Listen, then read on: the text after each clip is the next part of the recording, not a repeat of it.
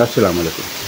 कल एक दोस्त ने फ़ोन किया कि इसराइल और ईरान में जो हालिया झड़प हुई है, बल्कि झड़प क्या, इसराइल ने हमला किया और ईरान की कुछ तनसीबात तबाह कर दी, तो क्या इसके बाद कोई बड़ी जंग छिड़ने का ख़तरा करीब आ गया है या क्या पाकिस्तान भी इस जंग की, इस लड़ाई की लपेट में आ जाएगा। तो मैंने उन्हें मुख्तसरन अर्ज़ किया कि कोई बड़ी जंग नहीं होने वाली और कोई छोटी जंग भी नहीं होने वाली, और पाकिस्तान के इस तनाज़े में घसीटे जाने का कोई दूर दूर तक अंदेशा नहीं है। तो लेकिन मशरक़ वस्ता में एक बुनियादी तब्दीली आ रही है और वो नक्शा जो है ख़ासा बदल जाएगा और हो सकता है वो बाद अज़ां अमेरिका की तवक्कुआत के भी ख़िलाफ़ हो। लेकिन हम पहले मुख्तसर सा अहवाल इस हमले का कर दें और फिर इसमें ये भी डिस्कस कर लें कि ईरान को इसमें क्या नुकसान हुआ है और ईरान क्यों जंग से बचना चाहता है। जंग से मुराद ये है कि वो इसराइल पर जवाबी हमले से, इंतकामी हमले से बचना चाहता है। इस हमले में इसराइल ने ईरान की जिन मुकामात पर हमला किया उनमें अहवाज़, शिराज़ का शहर शामिल था, तेहरान के मुज़ाफ़ात, मगरबी और जनूब मगरबी मुज़ाफ़ात, और इसके अलावा एक दो सूबे और थे। लेकिन असल नुकसान जो उसको पहुंचा है वो तेहरान के इर्द गिर्द वाक़े मराकज़ में पहुंचा है, और इसमें इसराइल ने ईरान के 23 मुकामात को निशाना बनाया, जिसमें से 20 टारगेट तबाह हो गए और 3 जो थे वो जुज़वी तबाह हुए या बच गए किसी हद तक। और मगरबी तेहरान के इलाके में जो सबसे बड़ी इनकी मिसाइल फैक्ट्री थी, उनका जो ईंधन बनाने का मरकज़ था, वो तबाह हो गया। और इस मरकज़ की तबाही के बाद दिफाई मुबसरों का कहना है कि ईरान की मिसाइल साजी की जो सलाहियत है वो कई बरसों के लिए मुंजमद हो गई है। अब ईरान कई साल तक मिसाइल नहीं बना सकेगा। इसके अलावा कुछ मिसाइल डिपो भी तबाह हुए, और फिर तेहरान का आधा डिफेंस सिस्टम तो इसराइल ने पिछले हफ्ते में, जो एयर डिफेंस सिस्टम था वार्निंग देने वाला, वो तो पिछले हमले में इसराइल ने ख़त्म कर दिया था। और उस वक्त भी लोग चौंके थे कि ईरान कोई मुज़ाहमत क्यों नहीं कर सका। तो इस मरतबा इसने आज से कोई 8-9 साल पहले रूस से एक मिसाइल सिस्टम लिया था, S-300। ये मिसाइल लॉन्चिंग सिस्टम था जो डिफेंस के लिए इस्तेमाल होना था। तेहरान के डिफेंस के लिए ये एक बड़ा अहम सिस्टम था, और वो इसराइल ने मुकम्मल तौर पर ख़त्म कर दिया है। और इस हमले में जो बात चौंका देने वाली थी कि इसराइल की तरफ से 100 तैयारे, 100 से ज़्यादा हवाई जहाज़, और जिनमें ड्रोन भी थे और वो फाइटर जेट भी थे, वो क्या कहते हैं, बम्बर भी थे, वो 100 से ज़्यादा जहाज़ तेहरान की फ़ज़ाओं में और अहवाज़ में और दूसरे इलाकों में ये कोई कई 4-5 घंटे तक बमबारी करते रहे, लेकिन ईरान का जवाबी निज़ाम हरकत में नहीं आया और एक भी इसराइली तैयारा गिराया नहीं जा सका। जिसका मतलब ये है कि ईरान के पास दिफाई निज़ाम अब मौजूद नहीं रहा, या वो नाकारा हो चुका है। पिछले हमलों के बाद से ये सूरत हाल सामने आई थी और अब ये ज़्यादा वाज़ेह हो गई है। और इसराइल ने, आप अगर याद करें कि इसराइल के हमले से पहले क्या ख़बरें आती रही हैं। पहले ख़बर ये आई थी कि इस मरतबा जो इसराइल जवाबी कार्रवाई करेगा, यानी ईरान ने जो उस पर हमले किए थे और वो सारे के सारे खोखे थे, मिसाइलों के खोखे चलाए थे, उन खोखों के गिरने से 150-200 खोखे थे और उनके गिरने से कोई इसराइली नहीं मारा गया। हाँ, एक खोखा गिरने से मगरबी किनारे में एक फ़लस्तीनी लड़का जाँ बहक हो गया, शहीद हो गया।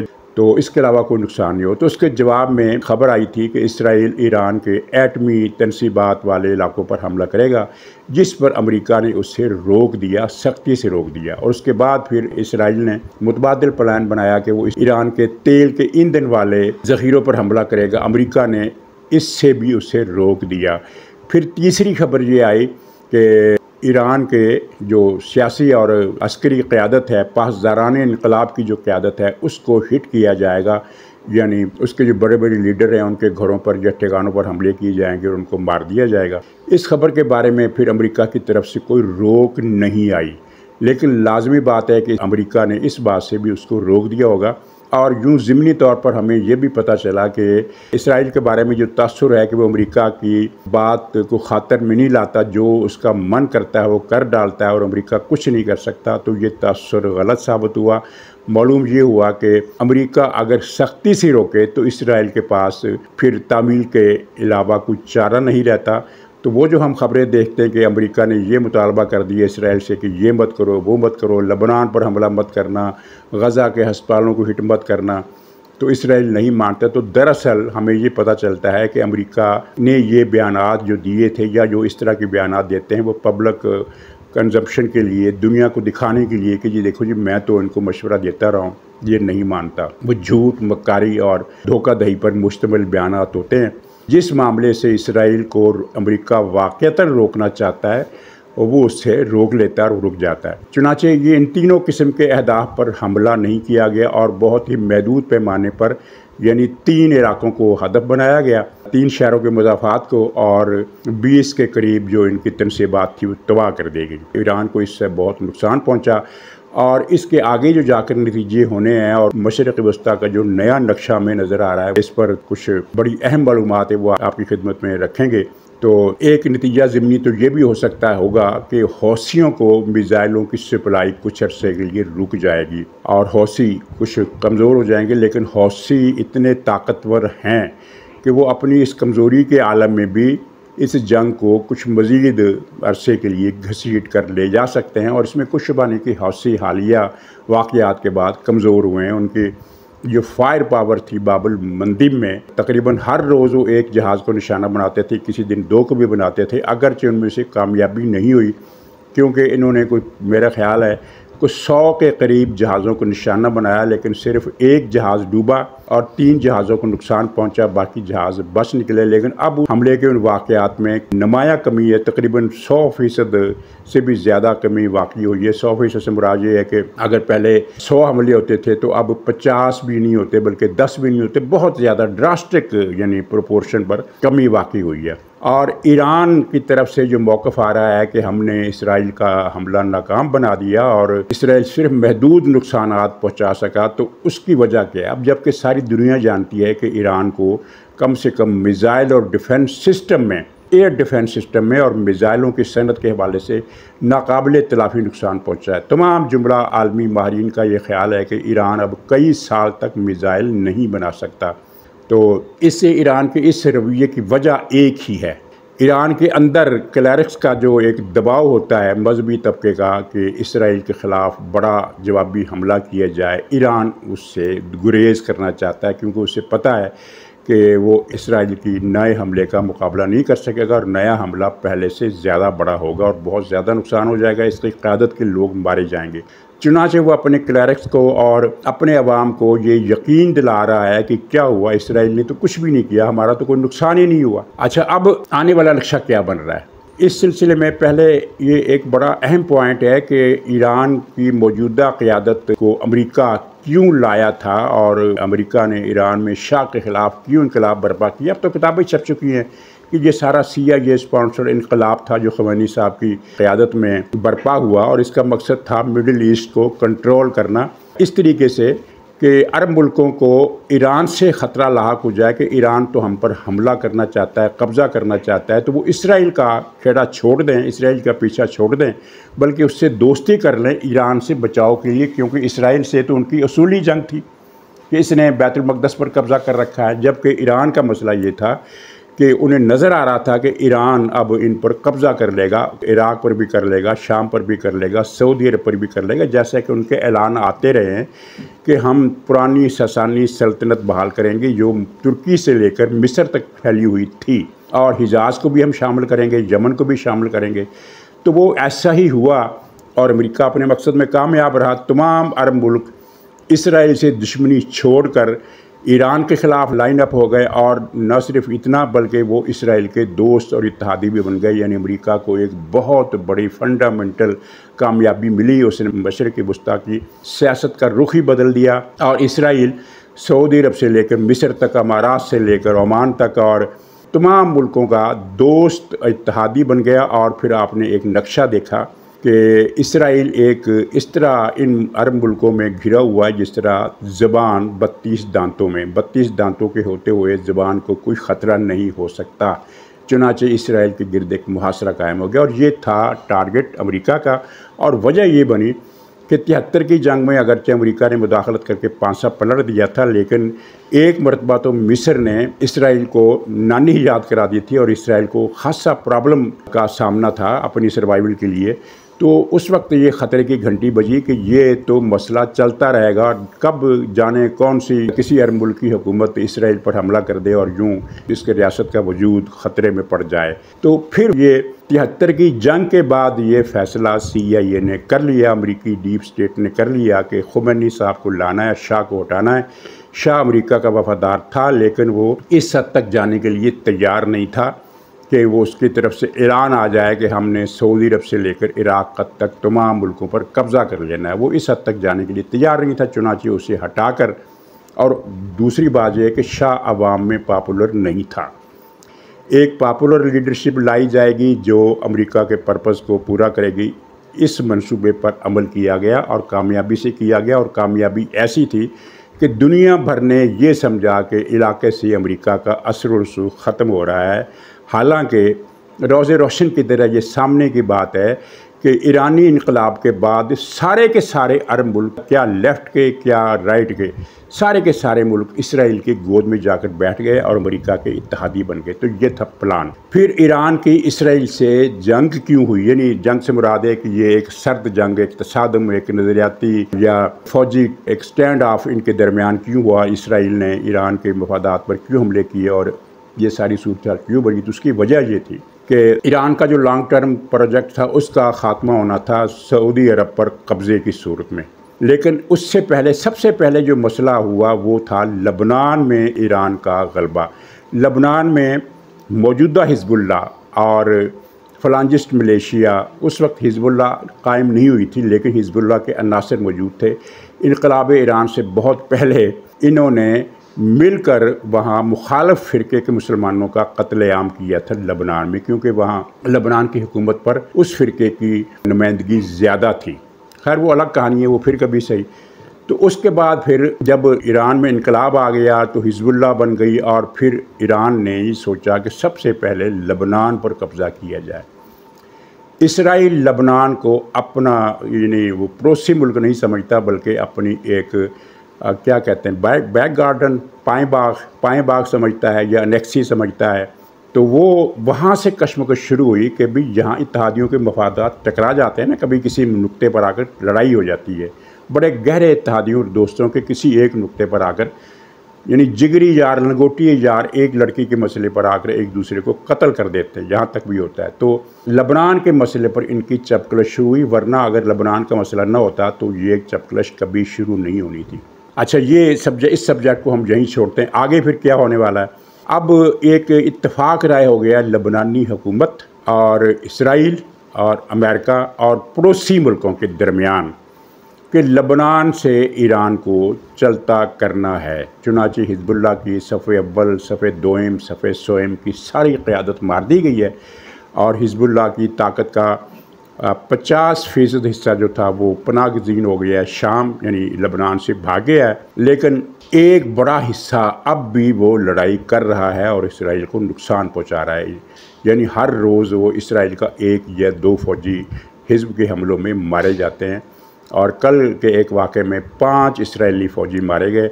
और ये 1 महीने से इस जारी जंग में जहां 2000 लबनानी मारे गए, वहां 30 के करीब इसराइली फ़ौजी भी मारे जा चुके हैं, 50 के करीब ज़ख्मी हैं। इसराइल इसको बड़ा नुकसान समझता है, क्योंकि वहाँ तो एक एक फ़ौजी की ज़िंदगी बड़ी कीमती है। लेकिन ख़ुलासा ये है कि लबनान से अब ईरानी असरात और हिज़्बुल्लाह को मिलिट्री हवाले से इरेडिकेट करने का फ़ैसला तमाम मुतल्लक़ा फ़रीक़ों ने, जिनको हम स्टेक होल्डर कहते हैं, कर लिया है। और अब लबनान जो ईरान की गोद में जा चुका था, ईरान का उस पर कब्ज़ा हो चुका था, अब वो एक अलग मुल्क के तौर पर। तो इसकी माने खिज़ी आप देखिए कि 2 हफ़्ते पहले लबनान के वज़ीर ख़ारजा ने बयान दिया था कि ईरान हमारे मामले में टांग न अड़ाए।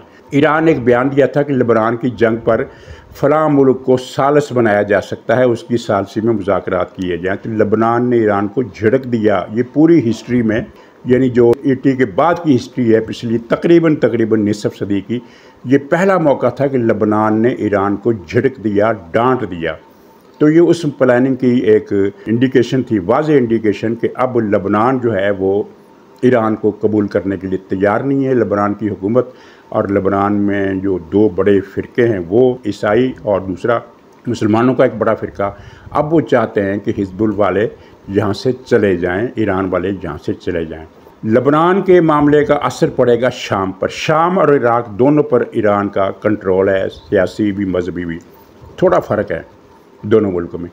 इराक़ में 2/3 शिया अक्सरियत है, 2/3 यानी अक्सरियत जो है वो अहले तशय्युओ की है, और इस लिहाज से ईरान को वो बहुत सूट करता है वहाँ पर कंट्रोल करना। अगरचे सियासी लिहाज से अहले तशय्युओ का एक बड़ा ग्रुप जो है वो ईरान की बालादस्ती के ख़िलाफ़ है और ईरान के ख़िलाफ़ जुलूस भी निकालता रहता है, लेकिन उसका जो तनाज़ा है वो नस्ली बुनियादों पर है। यानी वो जब देखता है कि एक ईरानी मौलवी आकर हमारे महल्ले की मस्जिद का इमाम बन गया है और हमारा जो मुकामी इमाम है वो बेरोज़गार हो गया है, तो वो ईरान के सियासी गलबे के ख़िलाफ़ है। लेकिन मजमूई तौर पर 2/3 अक्सरियत अहले तशय्युओ की है और 1/3 जो है वो सुन्नी है।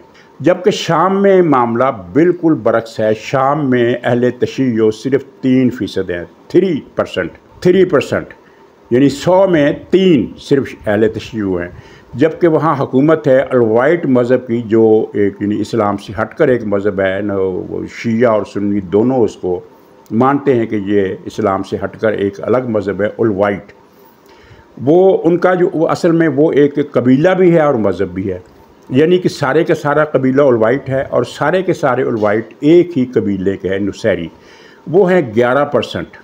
ईरान ने शाम पर कब्ज़े के लिए इस अलवाइट कबीले को अपना इत्तेहादी बनाया और यूँ 11 और 3% मिलकर हो गए 14%। 8% थे ईसाई और तो बाकी जो 74-75% थे वो थे अहले सुन्नत। इराक़ में ईरानी गलबा तो ज़ाहिर मसलक की बुनियाद पर हो गया, लेकिन शाम में गन पॉइंट का इस्तेमाल किया गया और 10 लाख अफराद उनको मार दिया गया, पूरे शाम को खंडर बना दिया गया।